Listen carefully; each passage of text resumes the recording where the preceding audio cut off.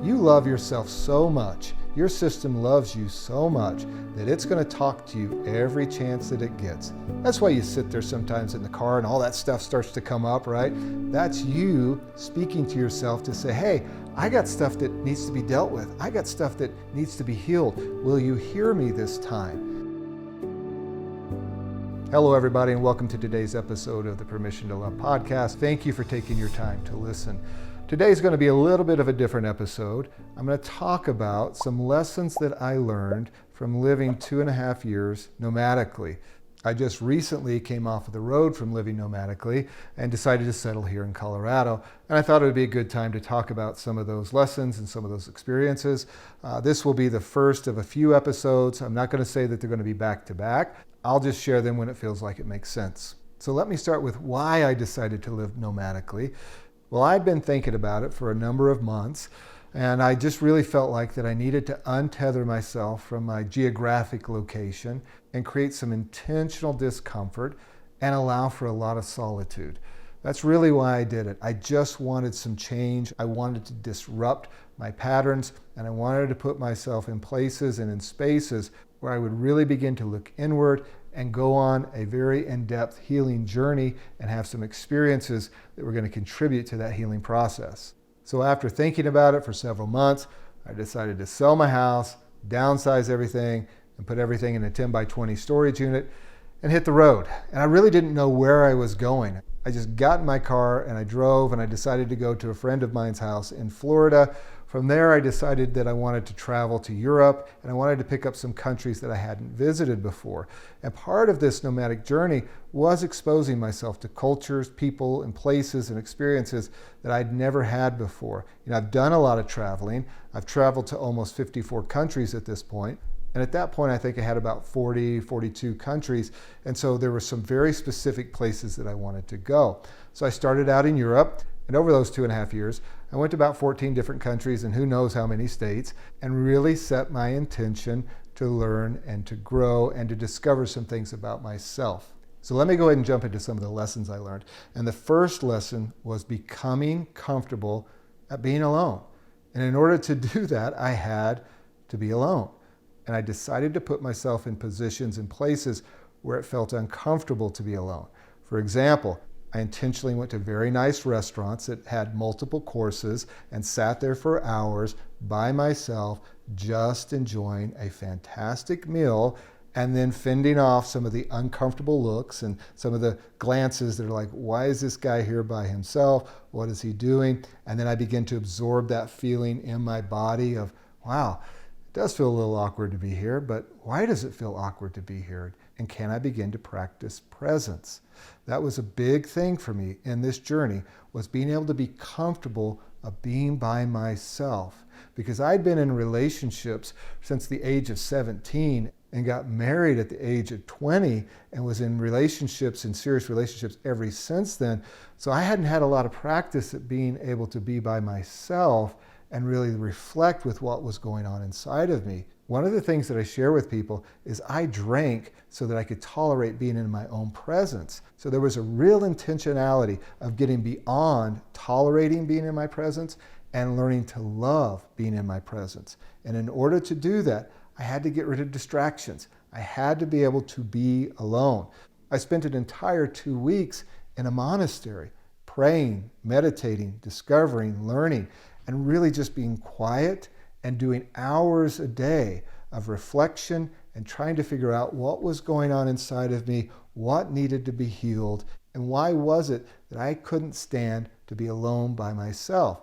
Well, I found out real quick the reason I couldn't stand being alone by myself was because of the chatter that was happening. This mind that was beating myself up, and this inability to forgive myself and to deal with the shame and to learn how to love myself. That was all of the reasons why I couldn't be alone, and it's exactly why I needed to be alone. Often our medication is actually the thing that we're trying to avoid. When we're trying to avoid being alone, the best medicine for us is to be alone. Now, it's difficult, and I understand it can be hard, and it brings up a lot of emotions. It's a scary place at times to be by ourselves. But that was one of the key things that I needed. It was one of the key things that I learned, that I had to be able to be comfortable in my own presence and learn to love myself if I was going to heal. Otherwise, I was just going to keep myself distracted, go from relationship to relationship to relationship, always chattering, always talking, and always being distracted. There's nothing like silence, solitude, and stillness to begin to reveal to us the places that we need to heal. Now, you don't have to go on a nomadic journey to do that. You can practice that every day. You can find 15 minutes, 30 minutes, once a day, once a week, or you can take a whole day once a week to really withdraw, reflect. Now, I do want to let you know, it is true that it's going to be uncomfortable in the beginning, but the question you might want to ask yourself, why is it so uncomfortable to be alone with yourself? What's happening in here that makes being with you so hard to bear? Why do you want to avoid that? What are the thoughts that arise? You see, that's the beauty of solitude, silence, stillness, all of that, is that all of a sudden our soul begins to speak to ourselves. And then we begin to hear things that we want to avoid.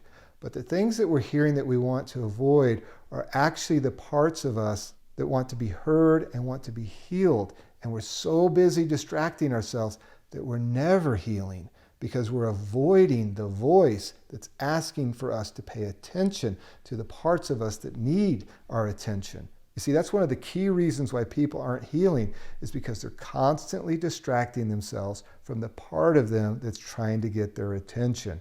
That's why we have so many things today that are pulling our attention away. And we're medicating ourselves with the distraction when the medicine that we need is the stillness, the solitude, and the silence.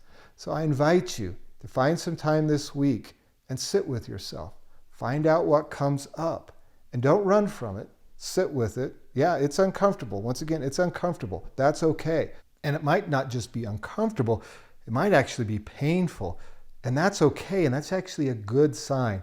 If you've ever read any of the work by Michael Singer, one of the things that he talks about in Living Untethered is that we store things in our body by pain, and that they're often released through pain. They're released through discomfort. And because we've shoved all that stuff down inside of us and we've kept it there and we've kept a lid on it and kept ourselves distracted from it, yes, the way that it's going to come up and the way that it's going to start to release is through discomfort, and yes, through some pain. And that's okay. That's a good sign. That doesn't mean there's anything wrong with you. So solitude and silence is not for the faint of heart. It's not just about sitting there and doing nothing.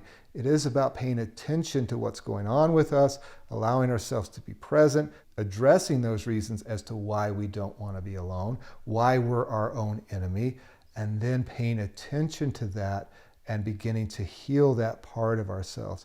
You love yourself so much, your system loves you so much that it's going to talk to you every chance that it gets. That's why you sit there sometimes in the car and all that stuff starts to come up, right?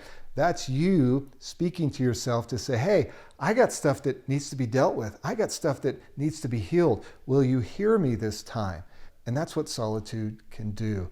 So I want to encourage you, find some time to do that and see what comes up and begin to work on it. So that was a huge lesson for me. Massive lesson for me was the ability to be comfortable in my own presence, and that comfort came from listening to what was going on inside of me, paying attention to it, and then beginning to address it. It was the most amazing thing. As I gave my soul permission to speak to myself, it just started coming up. And then I began to see it in a very loving way and not in a way that was combative towards me. And at one point, I remember when it became a very clear shift, that it went from being very uncomfortable to something that I was anticipating and something that I was looking forward to, because I was discovering more about myself and I was learning how to grow, to heal, and to heal my relationship with myself.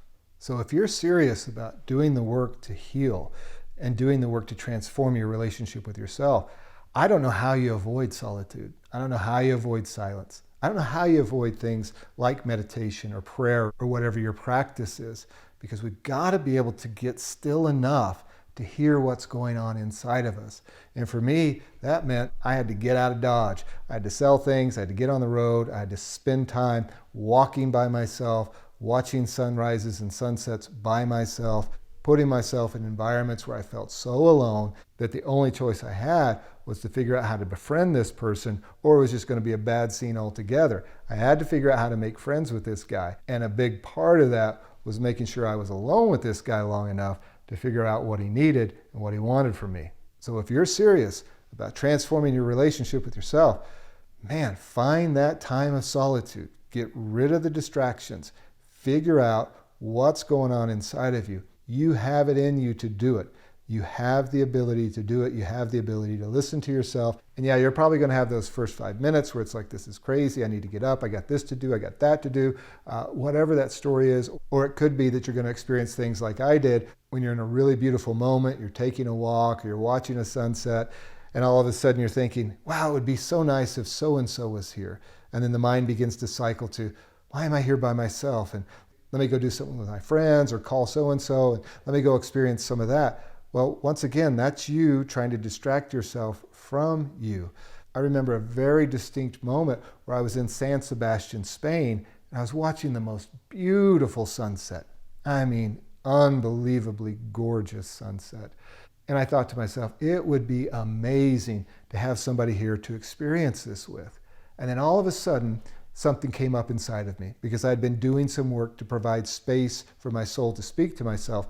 These words came up inside of me, and the words were, even if somebody was here, you'd still be alone. And that just hit me like a ton of bricks, and it was so true.